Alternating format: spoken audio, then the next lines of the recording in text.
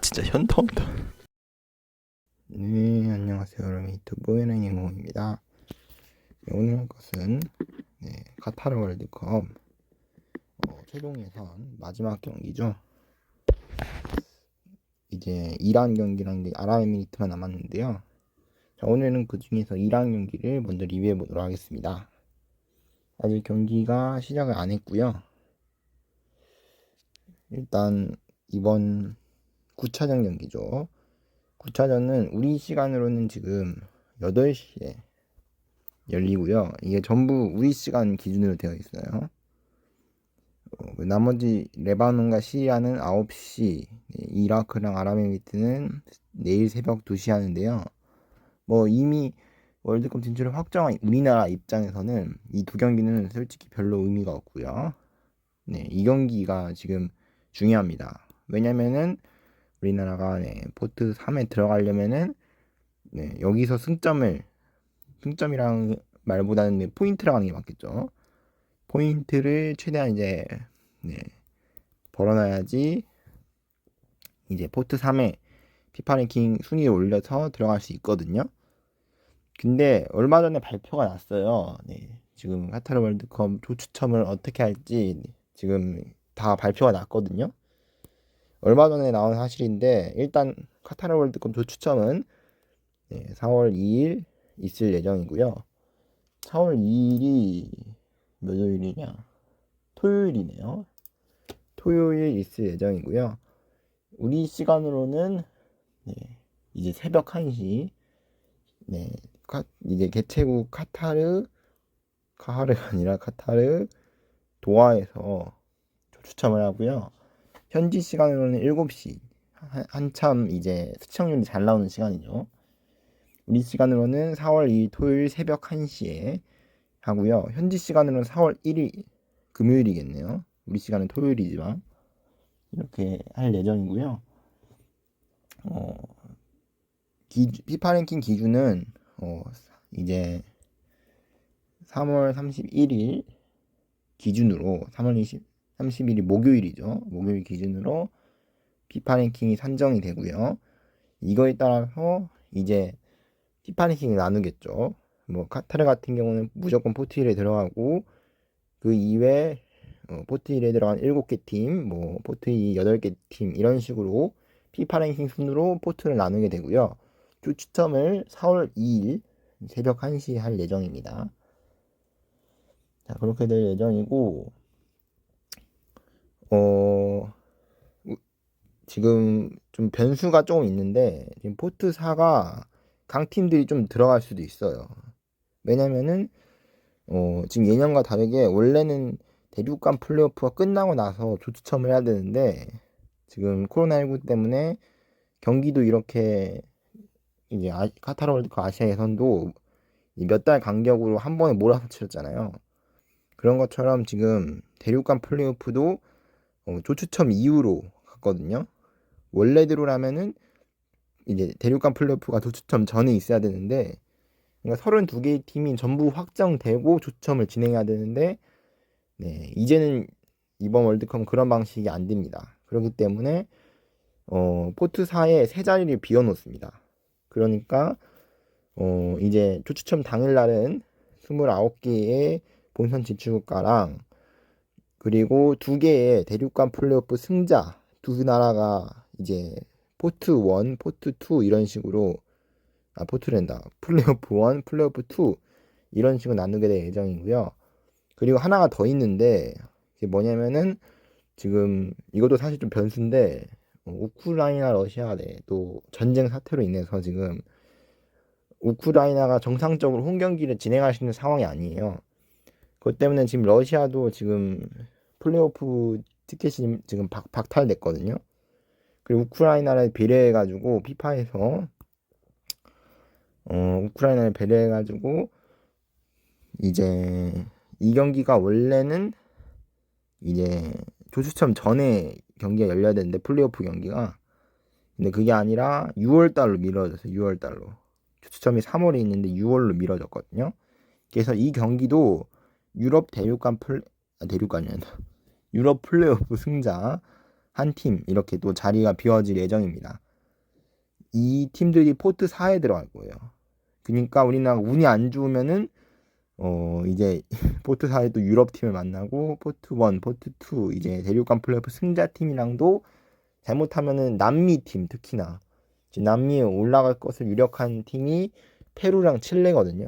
뭐 페루가 칠레 축구를 안 보시는 분들은 네, 약팀 아니냐? 뭐 플레이오프 정도 올라온 팀이 약팀 아니냐라고 생각하는데 페루랑 칠레는 진짜 플레이오프로 가는데도 우리나라랑 피파 랭킹 비슷해요. 물론 우리나라가 피파 랭킹 많이 높여가지고 네, 지금 2월 피파 랭킹 기준으로는 우리나라가 페루랑 칠레보다 높기는 하지만 네, 그래도 네, 피파 랭킹이 100%는 정확하지 않죠. 네, 그렇기 때문에 페루랑 칠레는 까다로운 상대예요. 포트 사로 만났을 때. 그렇기 때문에 이 팀이 만약 올라온다면은 우리 입장에선 최악인 거죠. 최악의 대진이 되는 거죠. 그것도 염두에 둘 필요가 있을 것 같고요. 자, 어쨌든 오늘은 네, 조추첨을 설명드리려고 한 게 아니라 이 경기 대한민국과 이란 경기 설명해 드리려고 합니다. 자, 그러면은 잠시 후 8시 경기로 바로 넘어가 보도록 하겠습니다. 네, 대한민국과 이란 경기 전부 끝나는데요. 경기는 2대 0으로 우리나라가 승리를 거두었죠. 승리를 거두면서 정말 오랜만에 승리를 거두었는데 17년 만에 17년 만에 홈에서 승리를 거두었고요. 17년이면은 2005년이죠. 2005년 이후로 홈에서 첫 승리를 거두었고 그리고 11년 만에 또 승리를 거두었습니다. 홈 원정 가리지 않고 봤을 때 11년 만에 그때는 뭐 아시안컵이기 때문에 중립 경기장에서 열렸죠. 중립에서 열리기도 했었고 당시에는 연장 접전 끝에 이겼기 때문에 뭐 사실상 정규 시간 내에 승리를 거둔 거는 17년 만에 승리라고 볼 수 있습니다. 그때 또 홈에서 이겼고 자 그리고 아시아 예선에서 또 이란이 이긴 전적까지 보면은 네, 이제 20세기로 이제 넘어가게 되는데요. 지금 21세기잖아요. 21세기에는 네, 아시안컵이란다. 월드컵 예선에서 이란이 이긴 적이 단 한 번도 없습니다. 네, 단 한 번도 이긴 적이 없었고 근데 이번에 이기면서 네, 진짜 1993년인가 그때 이제 뭐였더라 그 도하의 기적이었나? 도하의 기적으로 우리나라가 이제 월드컵 진출이 불투명할 때 일본이 이제 이라크한테 골을 먹혀가지고 무승부로 끝나면서 우리나라가 이렇게 간신히 이제 월드컵을 간 적이 있었잖아요. 그때 이란을 한번 이겼었거든요. 그때 이후로 1993년이니까 몇 년이냐 지금 2022년이니까 거의 29년 만이죠. 29년에서 뭐 30년 돼가고 있는데 정말 오래됐는데 드디어 월드컵 예선에서 이란의 승리를 거두게 되었습니다. 자, 일단 슈팅자부터 하나하나 짚어보도록 하겠습니다. 슈팅자는 13대 7, 유효 슈팅 5대 1, 점유율은 58%, 42%였고요. 파울자는 10대 13, 옵사이드는 1개, 3개가 있었습니다. 자, 그랬었는데 일단 선제골이 전반 추가 시간 때 나왔죠. 손흥민 선수의 중거리 무회전 슈팅이 골키퍼 손 맞고 그게 골키퍼가 제대로 캐칭을 하지 못했고 굴절된 다음에 또 다리를 또 맞고 절명의 골대를 들어가면서 1대 0을 만들어냈고요. 자 그리고 추가골은 후반 63분에 또 나왔죠. 김영권 선수의 골인데요. 황희찬 선수가 이제 라인 끝에서 이제 크로스를 해줬고 그 땅볼 크로스를 이재성 선수가 다시 한번 수비수 가랑이 사이로 패스를 잘 넣어주면서 반대편에 있는 중앙에 있는 김영권 선수를 잘 맞고요. 김영권 선수가 골을 넣었죠. 자 그리고 골을 넣으면서 또 이제 독일전에서 했던 무슨 세리머니라고 해야지 이걸 그 입을 이제 팔꿈치 안쪽으로 대면서 이렇게 달려가는 세리머니를 보여줬는데 당시에는 이제 뭐라고 하지? 부심이 옵사이드기를 들면서 이제 옵사이드로 경기 이제 취소가 되었죠. 옵사이드로 취소가 되었기 때문에 물론 VR을 통해서 다시 그때 골로 인정되긴 했지만 당시에는 주심이 제가 하이라이트 동영상을 몇 번이나 봐서 주심의 표정이 기억이 나네요. 네, 그 주심이 이렇게 있어가지고 이렇게 당연히 옵사이드다라는 표정으로 김영건 선수가 여기 있었는데 세리모니를 하고 있었는데 앞에 주심이 옵사이드 길을 든 거예요. 그러면서 상당히 당황하는 뒤를 돌면서 이게 무슨 상황이야 라는 그런 표정을 보여줬습니다. 자, 김영건 선수도 그때 옵사이드가 아니란 거 알고 있을 거예요. 왜냐면은 공이 상대 선수 발 맞고 넘어갔기 때문에 김영건 선수도 그걸 인지하고 있었을 겁니다. 그러니까 주심의 오심인 거죠. 자, 어쨌든 이번에 그 골로 또 옛날 독일전이 생각나는 골 세리머니였습니다. 자, 김영호 선수가 정말 또 오랜만에 골을 넣었고요. 또 의미가 깊었던 게 지금 저번 러시아 월드컵 이란전 경기 그리고 이제 남아공 월드컵 또 경기에서 이란을 상대로 되게 안 좋은 추억이 많았어요. 저번 러시아 월드컵 때는 뭐 자책골을 넣기도 했었고 여러모로 완전 추억이 있었는데 그 추억을 골로 다 털어내게 되었습니다. 정말 다행이라고 생각이 들고요. 자, 구체적으로 일단 경기 내용을 보도록 하겠습니다. 일단 라인업부터 보도록 하겠는데요. 우리나라는 4-1-4-1 포메이션을 일단 들고 왔는데 골키퍼에 김승규, 김태환, 김민재, 김영번, 김진수 선수가 있었고요. 자, 그리고 정우영, 권창훈, 황희찬, 이재성, 손흥민, 황의조 선수가 들어가 있습니다. 그리고 상대 선수들도 좀 많이 빠졌는데 일단 공격의 주축인 빌드업 해주는 타레미 선수가 안 보여요. 타레미 선수가 빠져 있고 지금 여러분들이 좀 알만한 선수들은 뭐 아미리 근데 아미리도 거의 모를 거예요, 여러분들이. 제일 아무래도 유명한 선수는 뭐 이 아지문 선수인데 아지문 선수가 뭐 이제 제니트 러시아 이제 프리미어 리그에 있을 때 제니트에 있을 때는 괜찮았는데 독일 레버쿠젠으로 넘어가서부터는 이제 경기력이 많이 떨어졌어요. 그래서 오늘 경기력도 사실 못했다고 하긴 좀 그런데 왜냐면은 뒤에 있는 이란 선수들이 제대로 볼을 탈취하고 이제 볼을 공급 안 해주니까 좀 아즈문 선수가 좀 많이 외로워진 측면도 있고 특히나 김민재 선수가 뭐 아즈문 선수를 완전히 마크를 잘했죠. 그래서 거의 완전히 지워놨습니다. 자, 이제 구체적으로 보도록 하겠는데요. 일단 전반전 확실히 지금 서울 월드컵 경기장이 하이브리드 잔디로 바꾸고 나서부터는 저번 서울 첫 홈경기에서도 서울과 제주 경기였죠. 그 경기에서도 선수들이 많이 미끄러지는 모습이 보였는데 역시나 이번 경기도 미끄러지는 모습이 많이 보였습니다. 그러다 보니까 전반 초반에는 양 팀 다 좀 볼터치를 좀 생각하면서 하는 좀 느낌이었어요.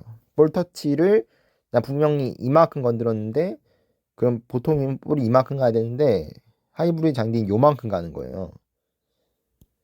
그러기 때문에 선수 입장에서는 좀 볼터치를 관리하기 많이 힘들었을 텐데 그래서 좀 고전을 많이 했어요. 그래서 전반 4분에 아주 결정적인 찬스를 김민재 선수가 수비 볼터치를 제대로 못하면서 골을 먹힐 뻔한 상황이었는데 그래도 김영건 선수가 잘 막아냈습니다. 그랬던 것도 있고요. 그만큼 전반 초반에는 좀 볼터치에 고전을 많이 했습니다. 자, 일단 선수 한 명씩 보도록 하겠는데요. 일단 중원에서 좀 전반 초반에 터치 미스가 좀 있었어요. 터치 미스가 중원에 있고 전반 초반에는 오히려 우리나라보다 이란이 좀 공세를 하는 느낌이었는데 그래서 위험한 찬스도 몇 번 있었죠.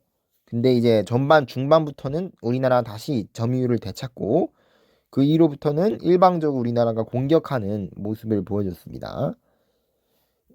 우리나라의 점유율 축구, 빌드업 축구가 이란 상대로 실현되는 모습을 봤고요.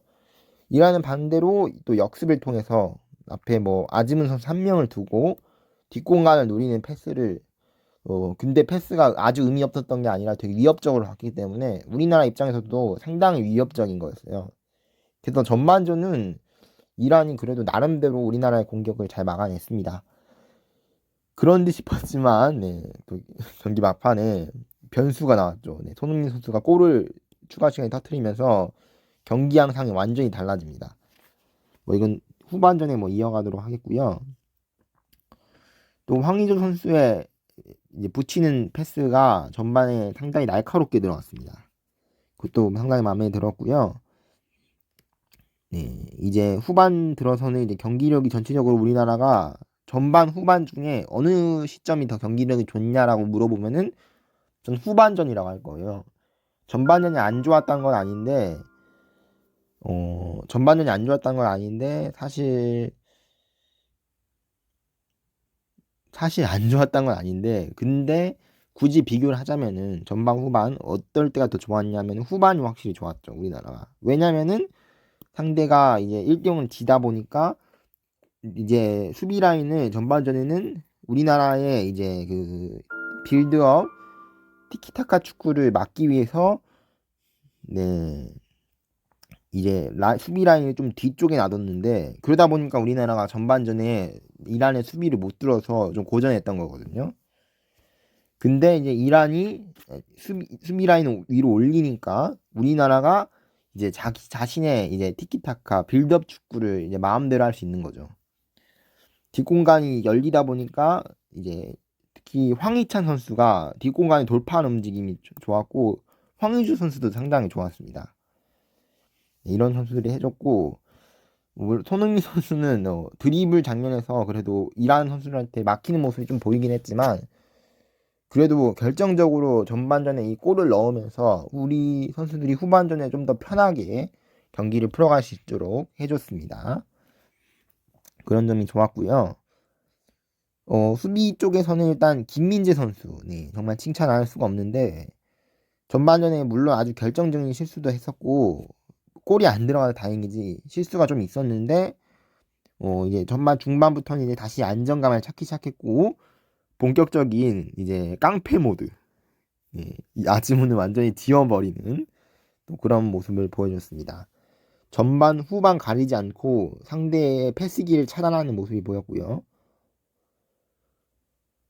그런 모습이 또 돋보였고 그게 더 돋보인 이유가 이제 김민재 선수가 교체되고 나서부터인데요. 일단 교체된 선수를 좀 보면은 일단 첫 교체가 여기죠.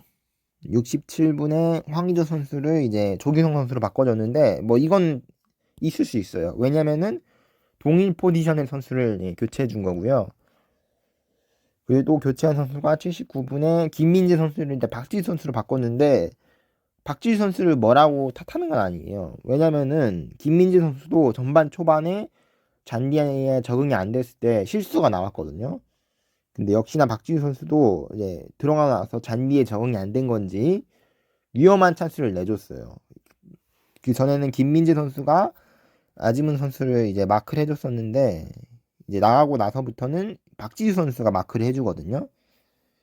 그랬는데 박지수 선수 쪽으로 공이 많이 갔어요. 이란이 이제 롱볼 형식의 축구를 구사해가지고 근데 그 뒷공간 패스가 상당히 위협적으로 갔거든요. 그 패스를 위험한 찬스가 몇 번 있었지만 찬스를 놓치면서 다행히 골을 허용하진 않았습니다. 여러모로 잔디의 수비수들이 고전을 많이 한 것 같거든요. 뭐 수비수뿐만 아니라 앞서 얘기한 대로 뭐 중원 선수들도 이제 터치 미스로 공을 뺏기는 경우도 많았어요, 상당히. 그건 좀 이따 얘기하고 일단 87분에 또 권창훈 선수를 권경원 선수로 빼줬죠. 이것도 사실 있을 수 있는 거예요. 왜냐면은 우리가 2대0으로 이기고 있는 상황에서 이제 5백 수비 라인을 이제 굳히겠다라는 의미로 공격수를 빼고 수비수를 투입한 건데요. 왜 근데 권창훈 선수를 뺐냐 하시는 분이 있는데 솔직히 말하면 오늘 권창훈 선수 경기력은 좋지 못했습니다. 왜냐면은 일단 자신감이 없었어요. 일단 후반전에 이제 우리 선수들 경기력이 다 좋아졌다고 했잖아요. 그 이유가 뒷공간이 열려 있으면서 뒷공간에 파고드는 움직임이 좋았어요.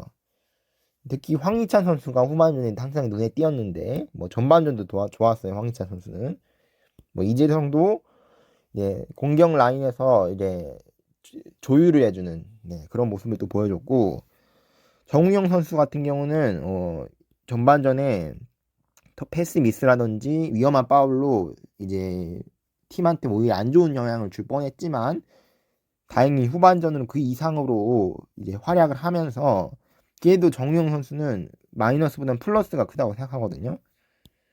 근데 제가 유일하게 여기서 아무리 제가 다 칭찬을 해도 칭찬을 못하는 선수가 한 명 있습니다. 권창훈 선수한테 좀 죄송하지만 오늘 경기는 좋지 못했어요. 권창훈 선수가. 물론 선수들마다 경기력이 좋은 날이 있고 안 좋은 날이 있죠. 권창훈 선수가 저번 또 최종 예선 때는 골도 넣어주고 좋은 활약을 잘 펼쳐줬는데 오늘 경기는 좋지 못했어요. 일단 자신감이 많이 떨어졌고요. 그러다 보니까 뒷공간에 파고드는 움직임이 많이 없었습니다. 권창훈 선수 쪽이 그래서 그랬던 것 같고요. 그리고 여러모로 좀 아쉬운 장면도 몇 번 있었죠. 그러다 보니까 교체가 된 것 같고요. 그리고 일단 수비 김민재, 김영권 이 선수들이 아무래도 우리나라 센터백 주전이죠. 그러다 보니까 역시나 좋은 수비를 펼쳐줬고 김승규 골키퍼도 안정적인 볼 배급을 보여주면서 빌드업 축구를 잘 보여줬어요. 김승규 선수가 볼 정확도가 상당히 좋았습니다. 발밑이 좋았다는 거죠. 그리고 김진수, 김태환 같은 경우는 우리나라가 이렇게 풀백이 살아나면은 축구가 좀 더 살아나는구나라는 게 오늘 나왔어요. 이 풀백 두 명이 살아나면서 우리나라가 측면을 위주로 중앙에 선수들이 몰리면 측면 위주로 공격을 해야 되는데 그런 상황에서 양쪽 풀백이 이제 살아나다 보니까 후반전 들어서는 상대가 라인을 올리다 보니까 이 풀백들이 아예 뒷공간을 파고드는 아주 엄청난 드리블도 보여주고 물론 김태환 선수가 너무 오늘 이번 경기 너무 잘해가지고 좀 김진수 선수 좀 묻힌 감도 있지만 사실 김진수 선수 못한 건 아니거든요. 잘했어요 오늘. 상당히 잘했고 했는데 김태환 선수가 너무 눈에 띄어가지고 그렇게 보인 거지. 저는 오늘 전체적으로 선수들이 다 좋았던 것 같습니다. 경기력이. 자, 그랬던 것 같고요. 이제 김태환 선수는 뭐 이번 경기 거의 인생 경기다 할 만큼 좋은 경기를 펼쳐줬고 자 벤투 감독님 이번 경기 이기면서 단일 재임 기간 최다승을 기록했죠. 28승째를 기록했는데 전에는 27승이었는데 똑같이 27승인 감독님이 한 명 있죠. 여러분들이 잘 아시는 슈틀리케 감독. 이 감독이 27승이었는데 벤투 감독이 28승을 기록하면서 최다승을 기록했고요. 이미 뭐 코로나19로 계약 연장되면서 대한민국 감독 최다 재임 기간을 기록했는데 새로운 기록 계속 쓰고 있습니다. 그리고 심판이 제가 생각하기에는 카드를 정말 안 주더라고요. 이거는 우리나라만 손해본 게 아니라 이란도 그랬어요. 우리나라가 파울할 때도 이란 선수들이 파울해도 뭐 우리나라가 파울해도 다행히 한쪽만 편파가 아니라 정말 일관성 있게 카드를 안 줬거든요. 자, 그치만 이란이 지고 있다 보니까 후반전에 거친 파울을 많이 했습니다. 그랬는데도 카드가 한 장도 안 나왔어요. 그 점이 많이 아쉽고요. 딱 한 번 나왔네. 카드가 이란 쪽에 한 번 나왔었는데 여기는 지금 카드가 안 나오고 있긴 한데 후반전에 딱 한 번 카드가 나왔거든요. 그때 이후로는 카드를 한 번도 안 꺼냈습니다. 그만큼 카드를 잘 안